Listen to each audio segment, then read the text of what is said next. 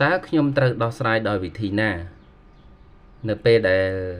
ឃើញកូនរបស់ខ្ញុំលេងទូរស័ព្ទច្រើនបាទជំរាបសួរពុកម៉ែបងប្អូនជាទីស្រឡាញ់រាប់អានទាំងអស់គ្នាខ្ញុំជឿជាក់ថាពុកម៉ែបងប្អូនទាំងអស់គ្នាប្រកាសណាស់ពិតជាមានកង្វល់ក៏ដូចជាមានបញ្ហាដោយខ្លួនខ្ញុំផ្ទាល់ដែលសពថ្ងៃនេះយើងមើលឃើញថាកូនរបស់យើងហាក់បីដូចជាគាត់ភ្លេចបាទយកចិត្តទុកដាក់ក្នុងការរៀនសូត្រច្រើនដោយគាត់ផ្ដោតទៅលើការកាន់ទូរស័ព្ទឬក៏លេងទូរស័ព្ទច្រើនដូចជាការលេងហ្គេមក្តីលេង TikTok លេង Facebook ហ្នឹងនៅសិតតែជាបញ្ហាមួយដែលធ្វើឲ្យពួកគាត់ហ្នឹងភ្លេចក្នុងការសិក្សារៀនសូត្រថ្ងៃនេះខ្ញុំមាន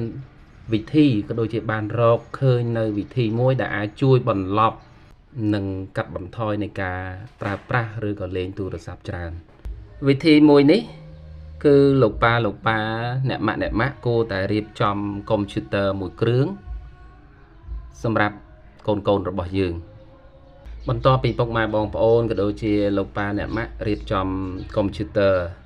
លើតុសម្រាប់កូនរួចហើយជំហានបន្ទាប់ខ្ញុំនឹងធ្វើការចែករំលែកបន្ថែមទៀត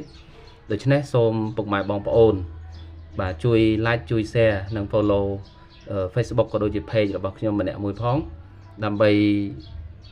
ងាយស្រួលក្នុងការនៅពេលដែលខ្ញុំចែករំលែកវីដេអូជំហានបន្ទាប់បងប្អូនបានឃើញក៏ដូចជាបានទស្សនាទាំងអស់គ្នាបាទអរគុណសូមជម្រាបលា